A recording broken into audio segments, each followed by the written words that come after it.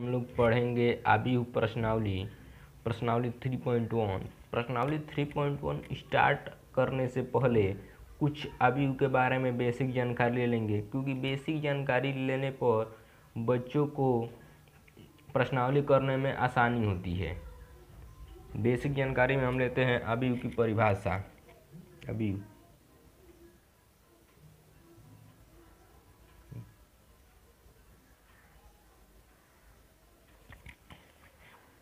आबीहू की परिभाषा में हम लिखेंगे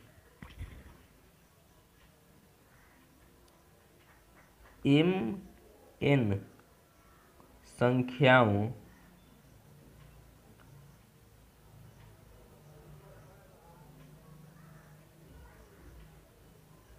को m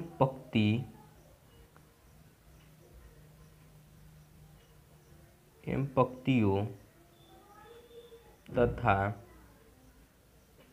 n स्तंभों में व्यवस्थित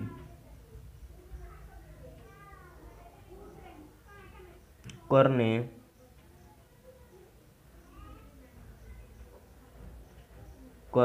पर जो आयताकार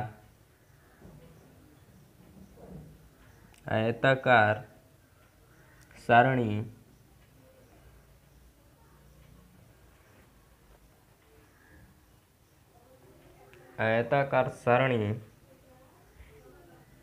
प्राप्त होती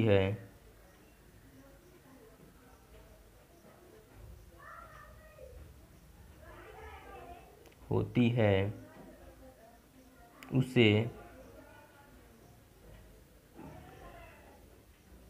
m/n आबीहू कहते हैं। एक बार देख लेंगे शुरू से। n संख्याओं को m और n वास्तविक तथा काल्पनिक संख्याएं हैं। m तथा n संख्याओं को m पंक्ति तथा n स्तंभ में व्यक्त करने पर जो आयताकार सारणी प्राप्त होती है उसे m/n, इसको क्रॉस को बाई पढ़ेंगे, m/n आबीहू कहते हैं। यही आबीहू की परिभाषा है।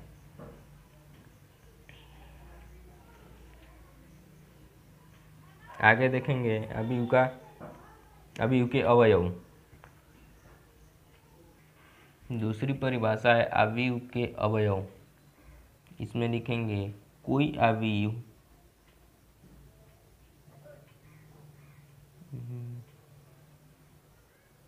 आबीहू जिन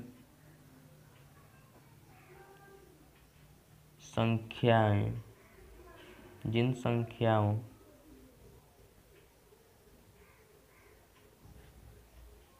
से निर्मित होता है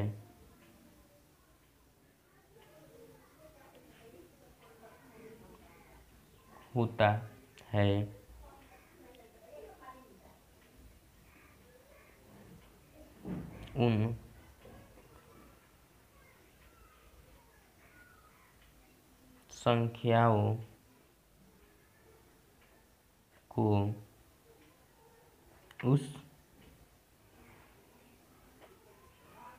संख्याओं को उस आबीहू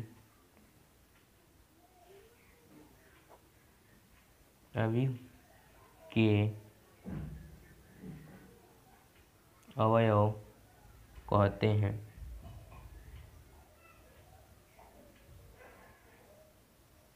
स्टार बनाकर हम लिखेंगे इसमें आबीहू के अवयवों को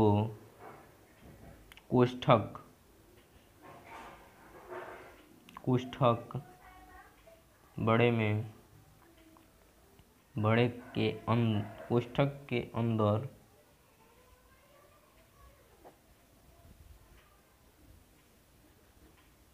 लिखा जाता है।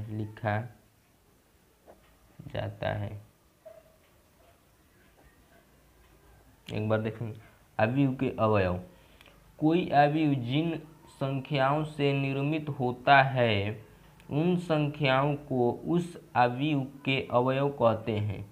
कोष्ठक स्टार बनाकर अवयव के अवयवों को कोष्ठक के अंदर लिखा जाता है। कोष्ठक के अंदर लिखेंगे अवयव के अवयवों को। उदाहरण में लेते हैं, उदाहरण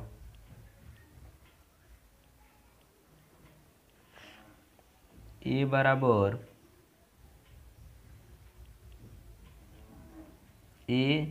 ai 3 - 5 3 - 5 एक 2/2 2/2 अवयव है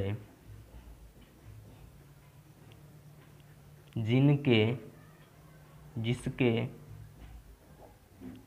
अवयव निम्नलिखित है।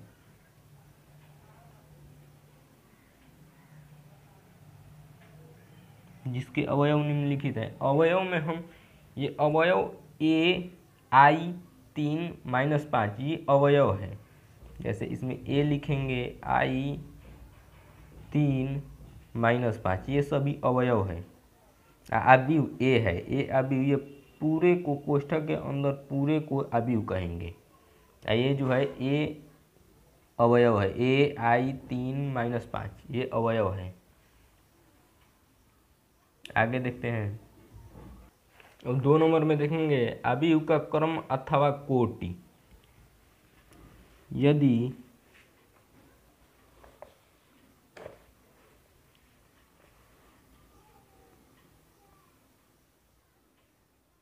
किसी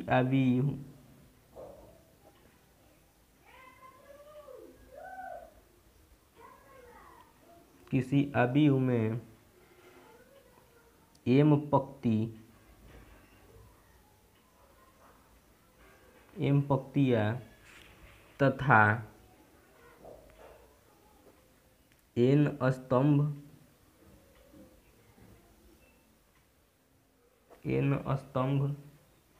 है तो उसे m/n क्रम का अथवा m/n कोटि का अवयव कहते हैं। उदाहरण के लिए लेंगे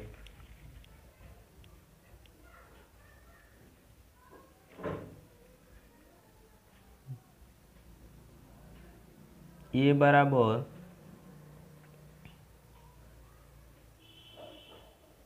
a b c d e i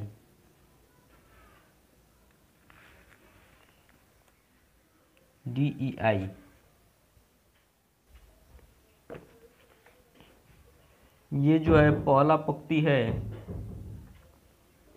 पहला पंक्ति।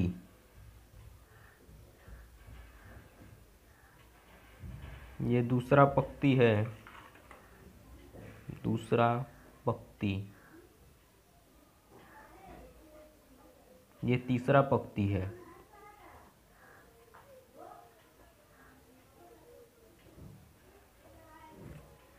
ये पहला स्तंभ है,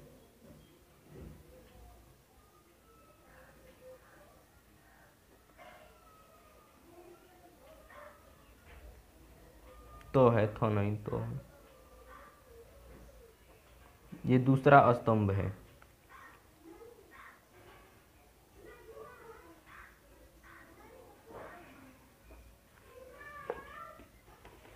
इसको हम लिखेंगे क्रम में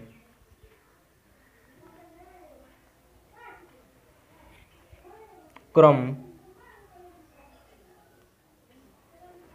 ऐसे भी लिख सकते हैं 3 × 2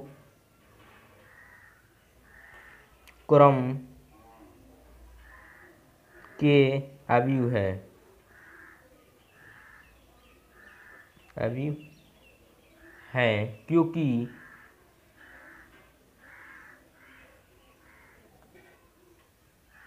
क्योंकि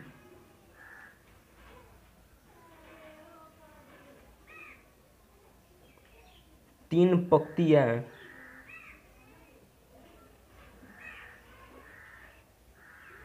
तथा एवं 2 स्तंभ है।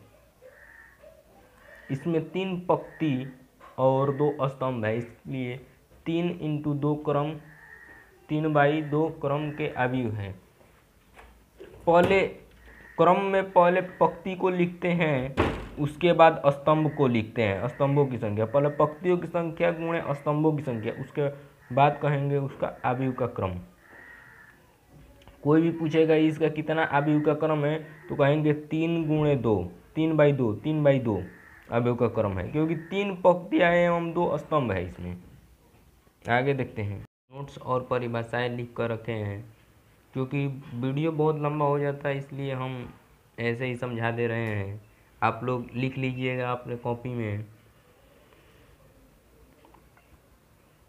अवयव का क्रम लिखते समय पहले सदैव पंक्तियों की संख्या तथा उसके बाद स्तंभों की संख्या लिखी जाती है। अवयव का क्रम लिखते समय सदैव पहले पंक्ति का लिखते हैं, उसके बाद स्तंभों की संख्या लिखते हैं। 2 नंबर में, यदि किसी अवयव का क्रम m/n है तो उस अवयव में पंक्तियों की संख्या बराबर m तथा स्तंभों की संख्या बराबर n। 3 नंबर देखते हैं। अवयव में पंक्तियों तथा स्तंभों की संख्या बराबर होना आवश्यक नहीं है। जरूरी नहीं कि अवयव में n बराबर m हो, m बराबर कुछ हो सकता है और n बराबर कुछ दूसरा अंक भी हो सकता है। समझ लिए होंगे। 4 नंबर देखते हैं नोट्स में। यदि किसी अवयव में m पंक्तियां तथा n स्तंभ है तो उस अवयव में अवयवों की संख्या बराबर पंक्तियों की संख्या गुणे स्तंभों की संख्या बराबर mn। यदि किसी अवयव में पंक्तियों की संख्या यदि 5 है तथा स्तंभों की संख्या 4 है तो उसमें कुल अवयवों की संख्या कितनी होगी? तो 5 × 4 बराबर 20। अवयवों की संख्या 20 होगी, अवयवों की संख्या 20 होगी उसमें। यदि कोटि या क्रम पूछेगा तो कोटि या क्रम हो जाएगा 5 × 4, 5/4 कोटि या क्रम। अवयवों की संख्या 20। अब ये सब कुछ परिभाषाएं हैं बेसिक के लिए, इसे भी देख लेते हैं। अवयवों के प्रकार। स्तंभ अवयव, पहले में लेंगे स्तंभ अवयव, ऐसा अवयव जिसमें केवल एक स्तंभ होता है स्तंभ अवयव अथवा स्तंभ सदिश कहलाता है। स्तंभ अवयव को स्तंभ सदिश कहते हैं। उदाहरण के लिए a बराबर 7 - 8 0, ये स्तंभ है, एक स्तंभ है और पंक्तियां 3 है। पंक्तियां कितनी भी हो सकती हैं लेकिन स्तंभ एक ही होना चाहिए। एक 3/1 क्रम का स्तंभ अवयव है। पंक्तियां कितनी भी हो सकती हैं लेकिन स्तंभ एक ही होना चाहिए, ये बार बार हम कह रहे हैं।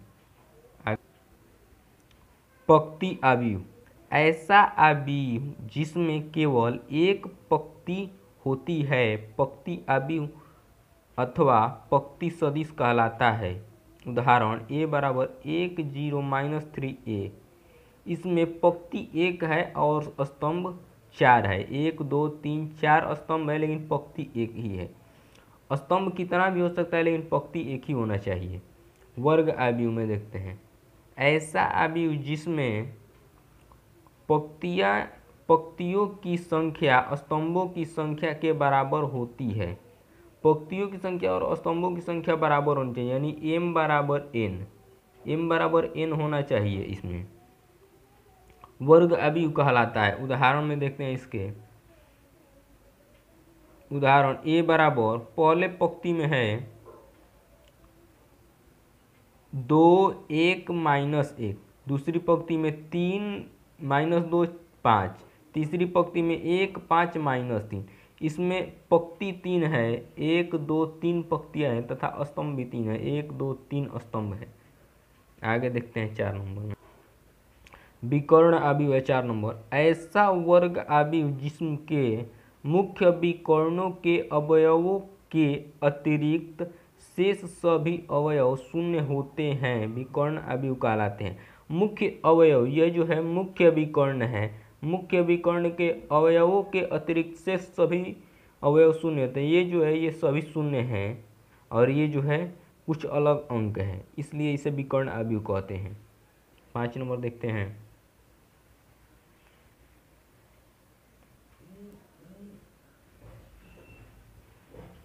5 नंबर दिया अदिश आव्यूह, ऐसा विकर्ण आव्यूह जिसके विकर्ण के सभी अवयव समान होते हैं अदिश आव्यूह कहलाता है।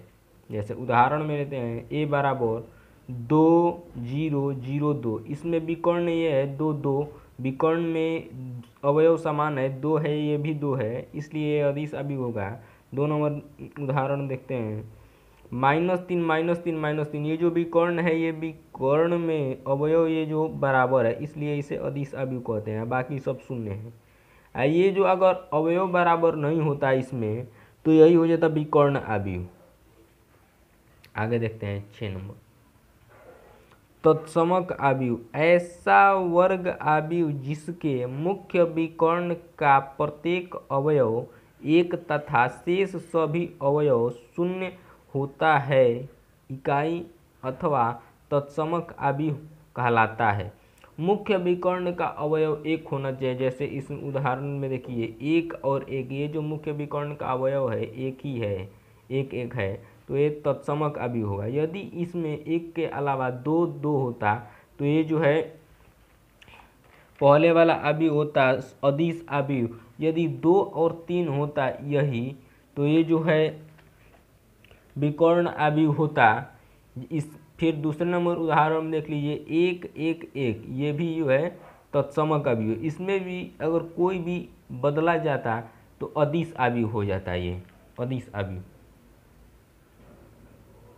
अदिश आव्यूह में ये तीनों जो है 1 के अलावा कोई भी एक ही अंक होता तब होता। अब विकर्ण आव्यूह में कोई भी एक, यदि 1 के जगह पर 2 आ जाता, 1 1 ये है, तो ये जो है विकर्ण आव्यूह होता। अब 7 नंबर देखते हैं शून्य आव्यूह।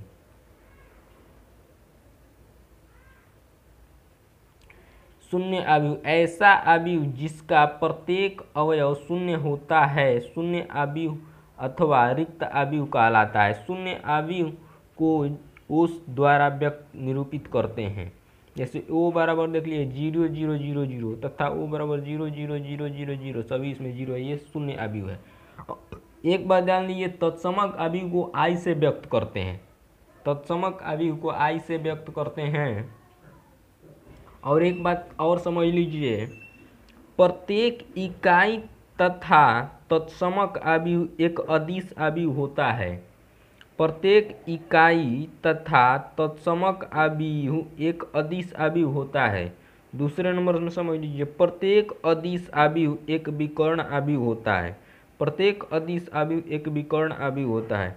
जब k बराबर 1 तब एक अदिश आव्यूह तत्समक आव्यूह होता है। k बराबर 1 मतलब कोई भी जो अंक होगा यहाँ पर विकर्ण में 1 1 होगा तो तत्समक आव्यूह हो जाएगा।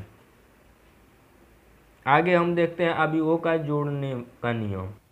आव्यूहों का योग,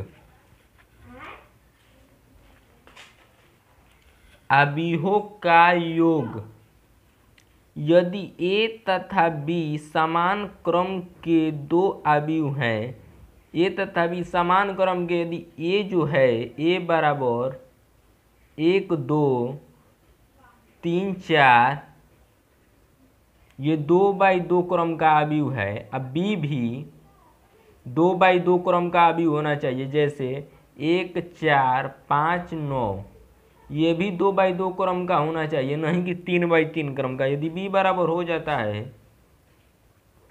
3 4 5 7 4 4 3 2 1 0 तो ये जो है 3/3 क्रम का हो जाता है। ए और बी का गुणन यहाँ पर संभव नहीं होगा।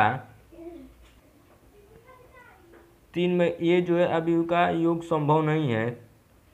ये यदि ए तथा बी समान क्रम के दो अवयव हैं तो इनका योग ए प्लस बी उसी क्रम का एक ऐसा अवयव होता है जो ए तथा बी के संगत अवयवों को जोड़ने पर प्राप्त होता है। ए और बी ये जो है जोड़ संभव है, इन दोनों को जोड़ने पर ये जो है ये और ये इसमें जुड़ेगा, ये और ये इसमें जुड़ेगा, ये इसमें जुड़ेगा और ये इसमें जुड़ेगा।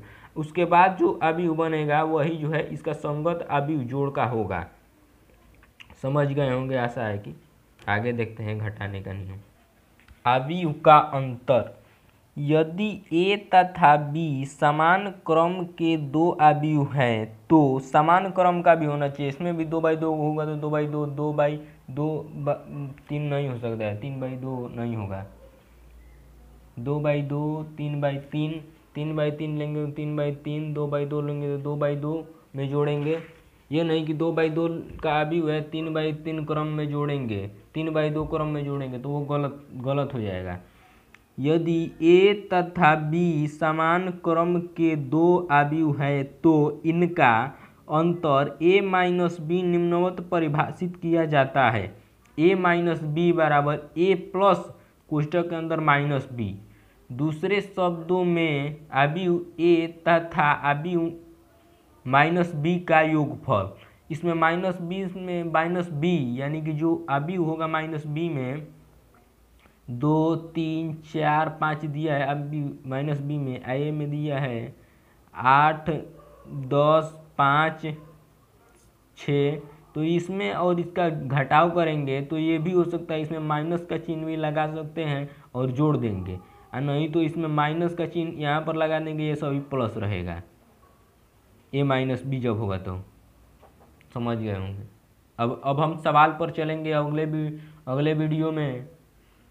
आप सभी यदि हमारी प्रतिलोम त्रिकोणमितीय फलन नहीं देखे हैं तो हमारी प्लेलिस्ट में जाकर के देख लीजिए, और वीडियो पसंद आया होगा तो वीडियो को लाइक कर दीजिए और चैनल को सब्सक्राइब कर लीजिए, बेल आइकन को दबा दीजिए और अधिक से अधिक लोगों तक शेयर कीजिए इसको।